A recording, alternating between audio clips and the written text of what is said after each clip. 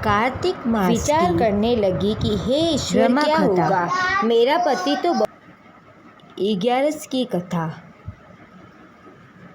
रमा एकादशी व्रत के प्रभाव से समस्त पाप नष्ट हो जाते हैं, यहाँ तक कि ब्रह्म हत्या जैसे पाप भी दूर होते हैं। व्रती को ईश्वर चरणों में स्थान मिलता है और ये व्रत कार्तिक कृष्ण पक्ष एकादशी को किया जाता है। इस दिन भगवान केशव को संपूर्ण वस्तुओं से पूजन, नैवेद्य तथा आरती कर प्रसाद वितरित करके ब्राह्मणों को खिलाए तथा दक्षिणा बांटे। युधिष्ठिर बोले, हे जनार्दन, कार्तिक कृष्ण पक्ष की एकादशी का क्या नाम है, ये मुझसे कहिए। श्री कृष्ण बोले, हे रासार्दूल, कार्तिक कृष्ण पक्ष में रमा नाम की शुभ एकादशी होती है, उसको कहता हूँ। तुम सुनो, ये सब पापों को हरने वाली है। प्राचीन समय में मुचुकुंद नामक राजा था, उसकी इंद्र से मित्रता थी। यम, वरुण, कुबेर और विभीषण से भी इसकी मित्रता हो गई। हे राजन, वह राजा विष्णु का भक्त और सत्यवादी था। धर्म से पालन करते हुए उसका निष्कंठ राज्य हो गया। उसके घर में बेटी थी, उसका नाम चंद्रभागा था। उसका चंद्रसेन पुत्र शोभन के साथ में विवाह हो गया। नप्र व शोभन कभी अपने ससुर के घर पर आया। उसी दिन पवित्र एकादशी का व्रत आया।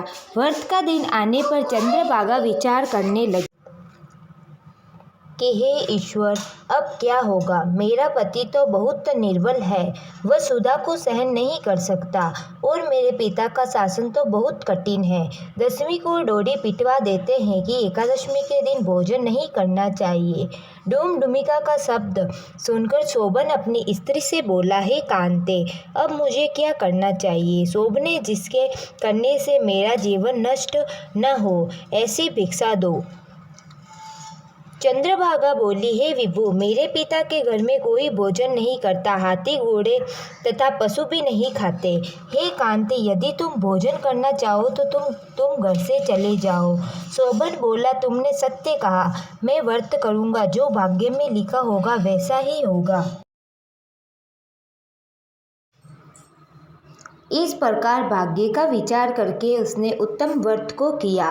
भूख प्यास से शरीर पीड़ित हो गया और वह बहुत दुखी हुआ।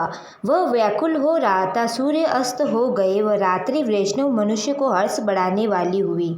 नृप्रसादुल भगवान की पूजा करने वाले और जागरण करने वालों को वह रात्रि आनंद देने वाली हुई और शोभन के लिए असह्य हो गई।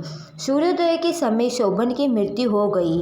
राजा ने योग्य सुगंधित चंदन की लकड़ी से उसका दाह कर्म करवाया। चंद्रभागा ने पिता के निषेध करने से अपना शरीर नहीं जलाया। उसका अंतिम संस्कार करके पिता के घर में रहने लगी।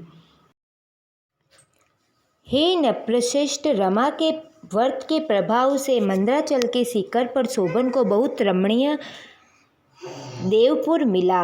वह बहुत उत्तम और अनेक गुणों से युक्त था। उसमें पन्नों से जड़े हुए स्वर्ण के खंभे थे। अनेक प्रकार की रुटिक मणियों से सुशोभित भवन में वह निवास करने लगा। सिंहासन पर बैठ गया। सफेद छत्र और छवर प्राप्त हो गए। करीट, गुड़ल, हार, बाजूबंद इनसे सुशोभित हो गया। गंधर्व और अप्सरा सेवन करने लगे। वहाँ शोभन दूसरे इंद्र की तरह शोभा को प्राप्त हुआ। मुचुकुंदपुर में रहने वाला सोम शर्मा नामक ब्राह्मण तीर्थ यात्रा के लिए भ्रमण करता हुआ उसने राजा के जमाई को देखा।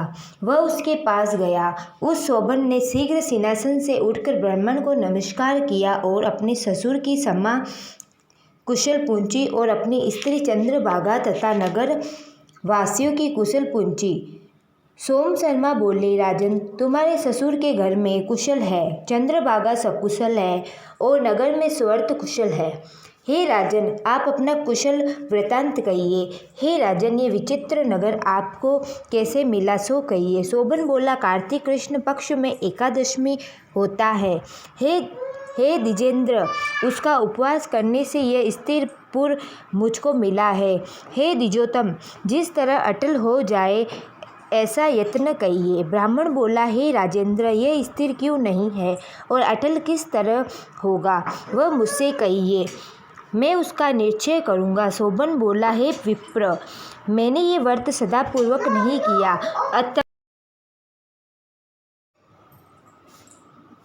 अतः मैं इस नगर को अस्थिर समझता हूँ। चंद्रभागा से ये वृत्तांत कहिए, तब ये नगर स्थिर हो जाएगा। ये बात सुनकर उस श्रेष्ठ ब्राह्मण ने सब वृत्तांत चंद्रभागा से कह दिया। ब्राह्मण का वचन सुनकर चंद्रभागा आश्चर्य से प्रफुल्लित हो गई। चंद्रभागा बोली, हे द्विज, जो तुम कह रहे हो ये वृत्तांत प्रत्यक्ष है अथवा स्वप्न है। सोम शर्मा बोला, हे पुत्री, तुम्हारे पति को मैंने आंखों से देखा है और देवताओं के सम्मान उसका प्रकाशवान भी देखा है। उसने उसको अस्थिर बताया है, उसके अटल होने पर उपाय करो। चंद्रभागा बोली, हे विप्र से मुझको पति के दर्शन की अभिलाषा है, अतः मुझको वहाँ ले चलिए। हे द्विज, अपने व्रत के पुण्य से मैं उस नगर को अटल कर दूंगी। जिस प्रकार हम दोनों का मिलाप हो जाए ऐसा उपाय करिए। बिछड़े हुए का मिलाप कराने से बड़ा पुण्य होता है। ये सुनकर सोम शर्मा उसके साथ चला गया। मद्राचल पर्वत के समीप वामदेव के आश्रम में सोम शर्मा गए। वामदेव ने उनको कहा हुआ सब वृत्तांत सुना। उज्ज्वल चंद्रभागा का वेद के मंत्र से अभिषेक किया। ऋषि के मंत्रों के प्रभाव और एकादशी के व्रत के प्रभाव से चंद्रभागा दिव्य शरीर हो गया और दिव्य गति को प्राप्त हुई। प्रशंसा से प्रफुल्लित नेत्र किए हुए अपने पति के पास पहुंच गई। शोभन भी अपनी आई हुई स्त्री को देखकर बहुत प्रसन्न हुआ और उसे बुलाकर अपनी बाई तरफ बैठा लिया। वह चंद्रभागा अपने पति से प्रसन्न होकर सुंदर वचन बोली, हे कांत, जो कुछ पुण्य मेरे पास है उसको सुनिए। जब मैं पिता के घर में 8 वर्ष की थी, तभी से मैंने एकादशी का व्रत विधि पूर्वक और सदायुक्त चित्त से किया। उस पुण्य के प्रभाव से तुम्हारा नगर अचल हो जाएगा। महाप्रलय तक सब कार्य पूर्ण होंगे। हे नृपशार्दूल। इस प्रकार वह अपने पति के साथ आनंद से रहने लगी। वह दिव्य रूप होकर सुंदर आभूषणों से सुशोभित होकर सुख भोगने लगी। शोभन भी अपने साथ दिव्य रूप होकर विहार करने लगा। रमा एकादशी के व्रत के प्रभाव से वे मद्राचल के शिखर पर आनंद करने लगे। ये एकादशी चिंतामणि अथवा कामधेनु के समान है।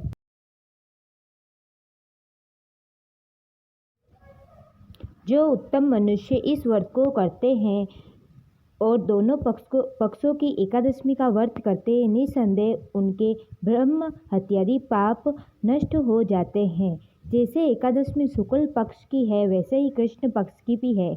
इसमें भेद न समझना चाहिए। और जो मनुष्य एकादशी के व्रतों का माहात्म्य सुनता है, वह सब पापों से छूटकर विष्णु लोक में आनंद करता है। इस दिन केले का फलाहार किया जाता है। अगर आपको मेरा वीडियो पसंद आए तो लाइक करना, शेयर करना और कमेंट करना नहीं भूलना। धन्यवाद।